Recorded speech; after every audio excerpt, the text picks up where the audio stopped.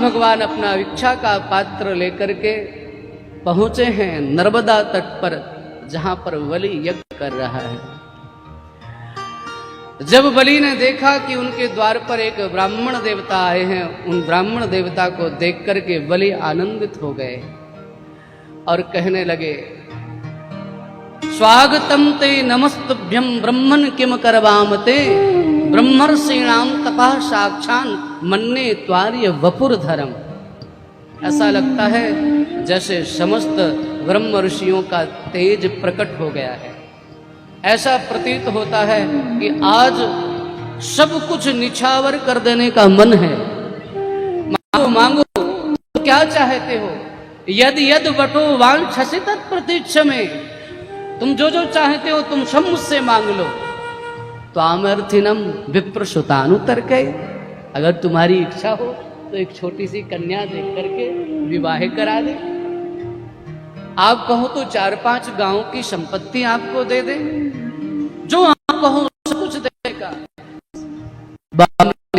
भगवान नारायण ने कहा, कुछ ज्यादा लेने की इच्छा नहीं है, हमारे मन में तो बस केवल इतनी सी इच्छा है कि जब हम संध्या वंदन करने के लिए बैठे तो जितने स्थान पर हमारा संध्या वंदन हो, पूजन हो, हमारे ठाकुर की सेवा हो, उतने स्थान की ही आवश्यकता है, उससे ज्यादा हमें आवश्यकता नहीं है। आप सभी को श्री वामन भगवान के दर्शन भी हो रहे हैं, आप लोग उनके दर्शन भी कर लें। बोलिए वामन भगवान की जय। इससे ज्यादा की मुझे कोई आवश्यकता नहीं है। तो बलि ने कहा, तो आदेश करिए क्या करना होगा। बोले, मैं ब्राह्मण बन करके आया हूं, बिना संकल्प के कुछ नहीं लूंगा। बलि संकल्प देने के लिए उद्यत हुए। शुक्राचार्य जी महाराज की दृष्टि पड़ी, समझ गए ये छोटे पैकेट के अंदर बड़ा पैकेट है, ये 3 पग में तो संपूर्ण ब्रह्मांड को नाप लेगा। शुक्राचार्य जी महाराज ने कहा, बलि क्या कर रहे हो? एस वैरोचने साक्षात भगवान विष्णु रव्यः कश्यपादितेर जातो देवानाम कार्य साधकः।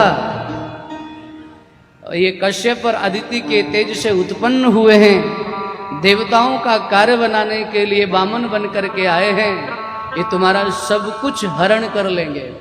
इसलिए जहां पर वृत्ति संकट में पड़ जाए वहां झूठ बोलने से कुछ बिगड़ता नहीं है। प्रेम से बोलिए जय श्री राधे। 8 स्थान पर झूठ बोलने से कोई दोष नहीं लगता, ऐसा बताया। पर बलि ने कहा कि नहीं, झूठ तो झूठ है, चाहे वो किसी भी प्रकार से बोला जाए। संकल्प करने के लिए उद्यत हुए, ऐसे ही हुआ। भगवान नारायण विराट रूप धारण करके प्रकट हो गए। बोलिए नारायण भगवान की जय। एक पग में श्री ठाकुर जी ने संपूर्ण ऊपर के लोगों को नाप लिया, दूसरे पग में अधा जो नीचे के लोग हैं सब तो उनको नाप लिया, तीसरे के लिए कहा, बताओ कहां रखूं। वक्त बलि की जो पत्नी है वो बड़ी सयानी है।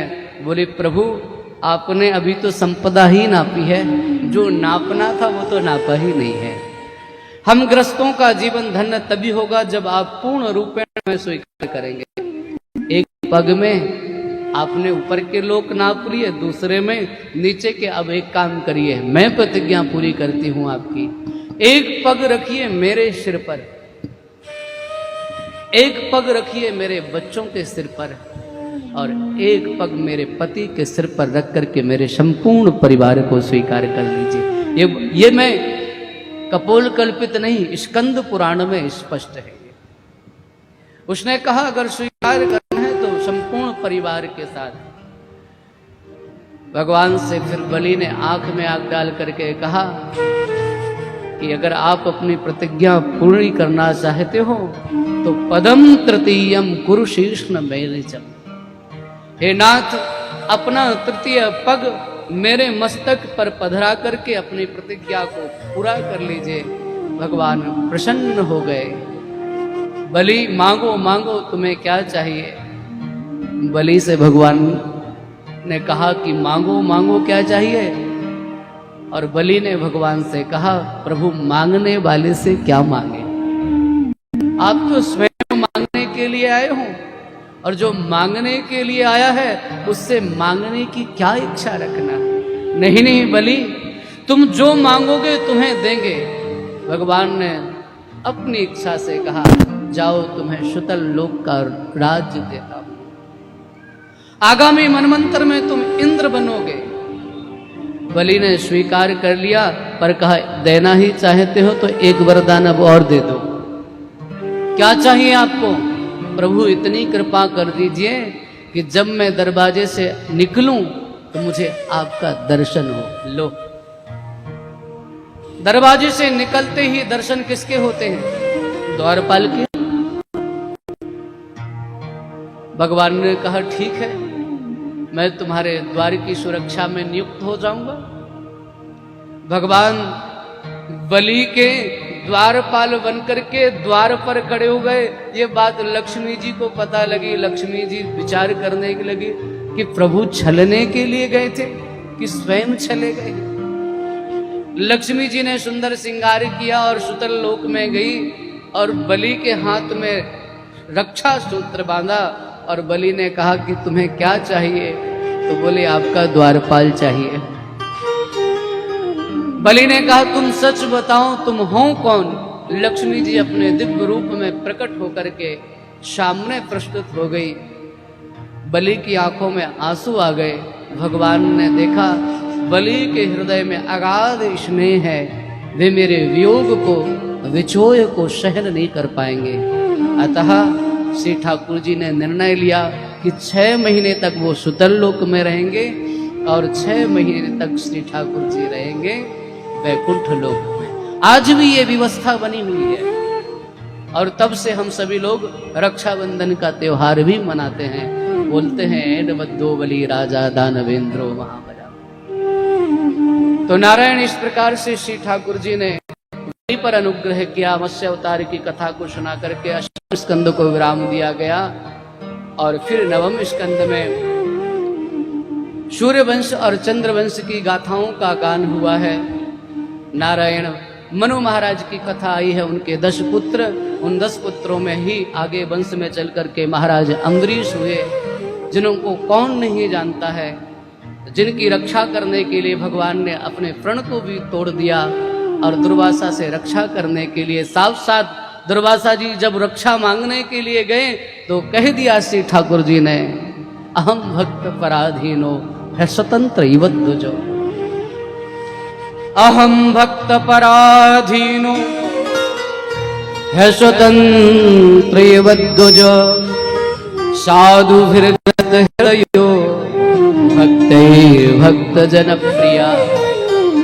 ये दारगार पुत्राप्तान प्राणान वित्तमेवं परम हित्वा माम शरणम याथा कथम तांस त्यक्तुमुत्सहे।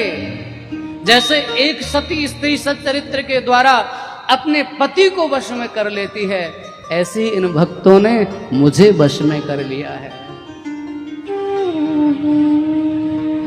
ये जैसा चाहते हैं मैं वैसा ही करता हूं। दुर्वासा जी को यह जवाब भगवान से अपेक्षा नहीं थी, क्योंकि भगवान का तो यही वचन है शक्रदेव प्रपन्नाय तवास्मीति च याचते अभयम सर्वभूतेभ्यो ददाम्ये तद्व्रतम मम। एक तरफ तो भगवान का व्रत और दूसरी तरफ दुर्वासा जी की रक्षा भी करना है, तो भगवान ने कहा उपायम कथयिष्यामि, चलो मैं उपाय बता देता हूं, जिसका अपराध है उसी के पास जाओ। दुर्वासा जी दौड़ते हुए अम्बरीश जी महाराज के पास आए और जब अम्बरीश जी ने उनका स्वागत सम्मान किया तब वे भगवान के परम भक्त बन गए। भक्त के पर अम्बरीश जी महाराज के भक्त बन गए। अहो अनंत दासा नाम महत्वम दृष्ट अद्य में। आज मैंने भगवान के भक्तों का महत्व देख लिया। कृतागशोपि यदराजन मंगलानि समीह से। मैंने उनको मारना चाहा,